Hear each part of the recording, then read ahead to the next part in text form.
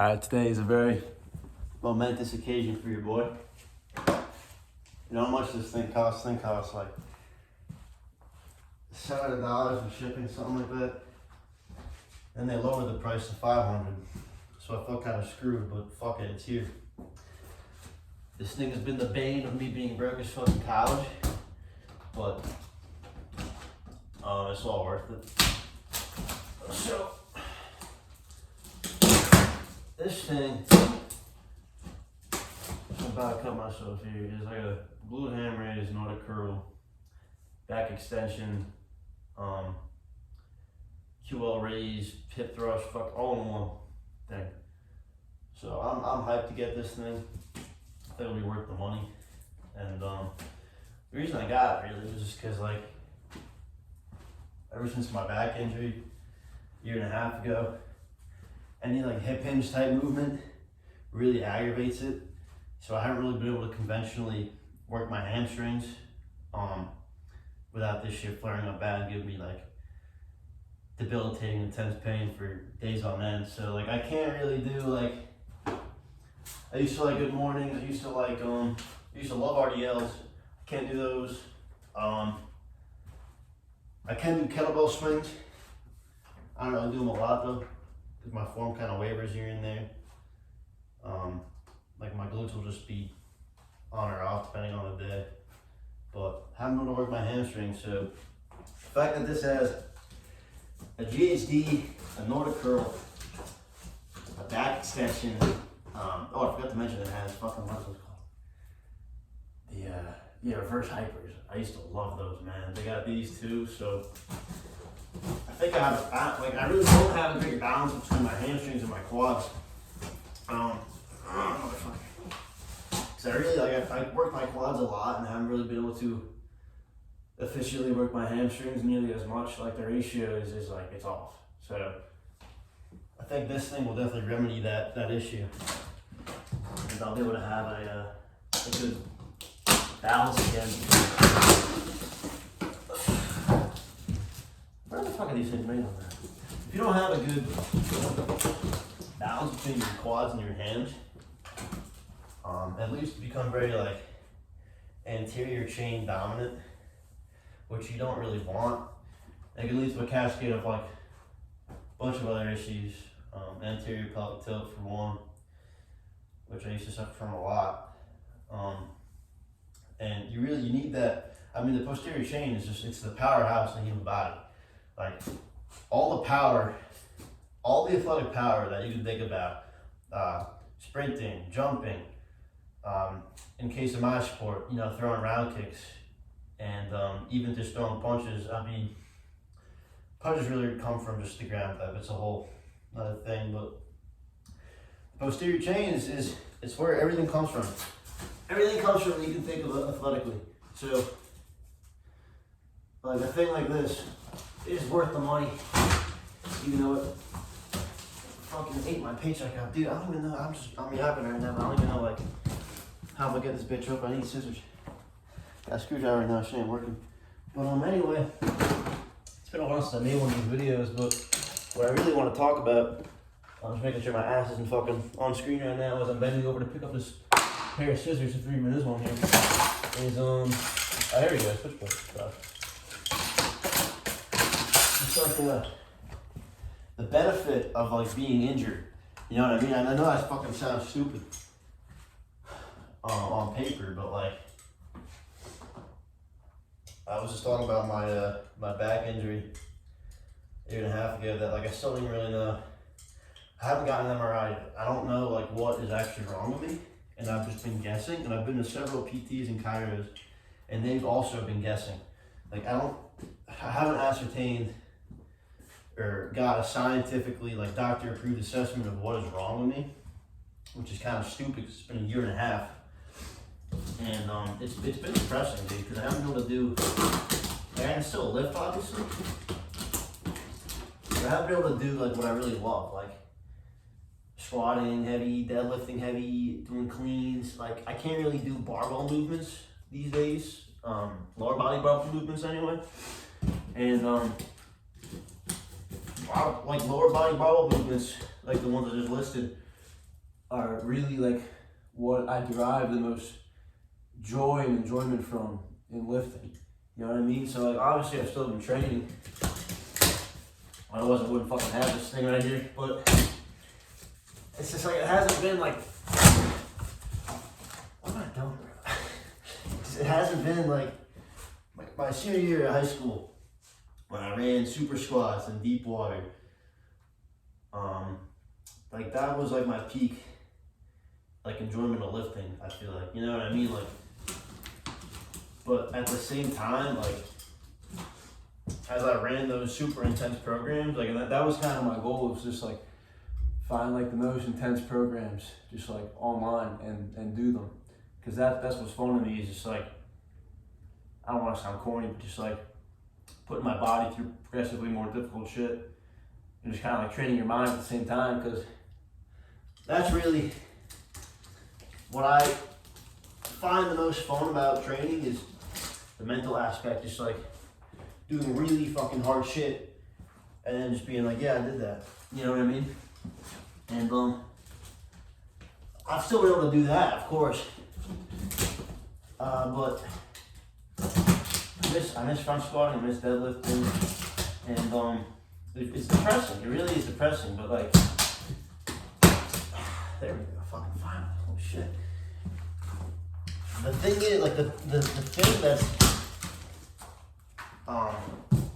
I've noticed recently is just like how much this has taught me in regards to appreciating the smaller muscles and the kinetic chain, and realizing like how integral it is to have a healthy foundation holistically across your entire body. Because you can hammer at the big muscles all you want, you can work at your quads all you want, you can get fucking 40-inch quads, but if your feet are weak and your ankles are weak, and when you're squatting you don't have the support from your feet and your ankles, you can get your quads bigger than fucking Tom Platz. But if you don't have the foundation, you're screwing yourself. You're not gonna have an efficient movement pattern at all. And a lot of people just like really hammer at the big showy muscles and never really bother to work at the smaller muscles, because it's not sexy. Like it's not fun or cool. Like no one wants to come in the garage here and do the fucking, you throw a band around your legs and do like the little shuffles. No one wants to do those. They're not fun, but they're necessary. If you want to have a healthy, functional, athletic body, like holistically, universally, you need to do the boring small shit, like fucking working out your feet, working out your arch, or doing the shuffles, or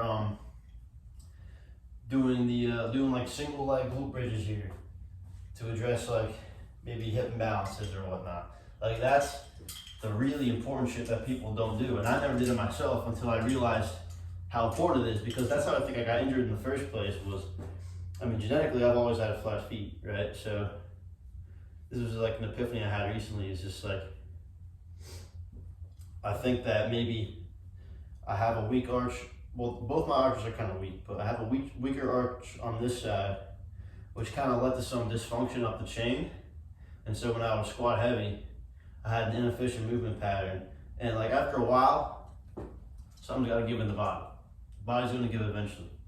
That's why it's so important to really like address these imbalances and these instabilities beforehand. Prehab, they call it, so that you don't get injured in the first place.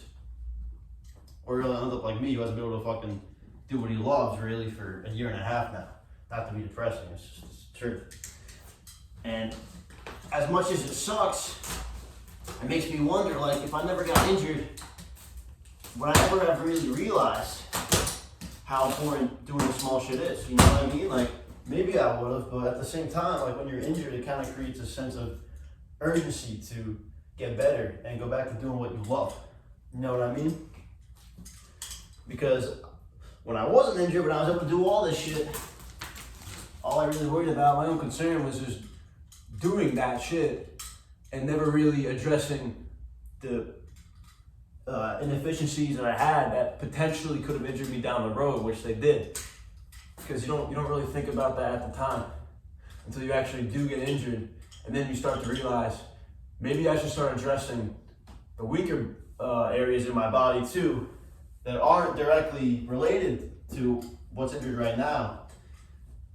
Just because I've experienced this, and I know that later on, you know, maybe that, like for instance, recently I've been working at my rotator cuffs because I want to avoid a shoulder injury down the road potentially. You know, this is all theoretical. It's all up in the air. I may never get a shoulder injury down the road, but I just want to make sure that I never do. And I guarantee you that I never would have started thinking that if I didn't get injured here. Right?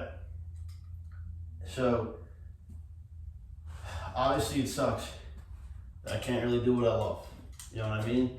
But you gotta think that there's pros and cons. My first major injury was when I messed up my right elbow, junior year of high school. And I was like, oh my God. First of all, I hurt like a bitch. But besides that, I was just starting to think like, how am I gonna be able to train? How am I gonna be able to lift? So what I first started off doing was, for a week straight, I did like lunges every single day. And I started having a lot of fun with that. I would go to parks just like around Monmouth County and just start doing like fucking lunges down the trails. And I started to like really appreciate hitting legs. Like I started to really enjoy the sensation and the feeling that it gave me, especially after. And it's interesting how like that elbow injury kind of created a lifting butterfly effect in the sense that like if I never had that injury, what would I be doing right now? You know what I mean? If I never had that elbow injury, I probably would have never had the injury that I received a year and a half ago because I never would have learned to love to squat as much as I did when I received the elbow injury. Because when I received the elbow injury, I knew for a fact that I couldn't bench. I couldn't do really anything upper body. But what I could do was squat with a safety bar. So I ended up buying a safety bar, and I used that damn safety bar. See right now, I used that damn safety bar every single day for a month straight. I squatted every single day for a month, and I learned to fucking love squatting. And that's what created the cascade of effects, and just like the butterfly effect. Like I said, that kind of led me to where I am today. Because if I never learned to love squatting like I did my junior year, the following year, my senior year of high school, I never would have been running super squats or deep water. And like who knows what could have happened, but I don't ever really regret. Like the thing is that like it's weird saying it, but nowadays I almost appreciate that elbow injury, and I'm kind of glad it happened, because if it never did, I probably would have been doing same shit, status quo. And honestly, like fuck that, like that shit. I always treated squatting as like a burden. I never really hit legs. I was always upper body. And now it's kind of opposite. Like I'm all lower body these days. And I attribute that to fucking on my elbow. And that shit healed pretty quickly too. Not the case with this thing, unfortunately. But that's just my mindset. It's like, initially, when I messed up my elbow, obviously I was like really pissed off. And then I learned to adapt, and I learned to deal with the situation in a healthy and efficient manner, and it ended up helping me. And just like 3 years down the road, I'm better for it today. You know what I mean? So like, at its onset, you know what I mean? It's hard to find the silver lining in those kind of situations. But you need to realize that injuries can have a lot of benefit for the reasons I literally just talked about. And it's definitely an unconventional mindset, but fuck it, man. Listen, the human body is very complicated. It's not simple at all. It's very frustrating. And it's kind of strange how unconventional things like injuries can be the biggest proponent of you learning more about yourself, more about your body, more about how you train, right? And that's just the game, man. That's the game. That's how it is. It's never simple. It never is. It can be, It can be for a lot of people. It can be simple, but honestly, like, where's the fun in it? You know what I mean? Like, where's the fun in just doing normal shit and doing like coming into the gym and just doing like there's nothing wrong with it, but you know, even though I got injured, I never regretted doing super squats or deep water. You know what I mean? Even though it was kind of fucking stupid to squat your 10 rep max for 20 reps because form breakdown is inevitable, right? I never regret doing it. I never regretted it because besides, it's probably the hardest thing I've ever done. Super squats is probably the hardest thing I have ever done, just mentally. And I will never regret doing it, even though it fucked my shit up. Because I'm pretty sure that I'll find a solution for my issue. I'm sure this is temporary. I don't think this is an end to my lifting career at all. And just the fact that I did super squats, like, even though I'm positive and attributed to my injury, like, I'm certain, I'll never regret doing it. Never regret doing it. And this video's run long enough, but yeah, like, never underestimate the impact that things like injuries can have on you, and the way you perceive things, the way you perceive your body, and the way you perceive training. Never underestimate these unconventional things and how they can shape you. You know what I mean? And learn to appreciate things like that. You know what I mean? And for those of you who haven't ever been injured, that's great. That's great. But not everything is inherently bad. Not everything is inherently as it seems. I think that there's a silver lining in not everything, but a lot of things, they have silver linings. And you gotta kind of dig down and really ascertain what those silver linings are. But once you do, you'll be better for it. So I'm gonna get to building this thing. A lot of pieces up in this shit. Holy hardware. Holy hardware. Yeah, this will take me a minute, but yeah. Good talk as always.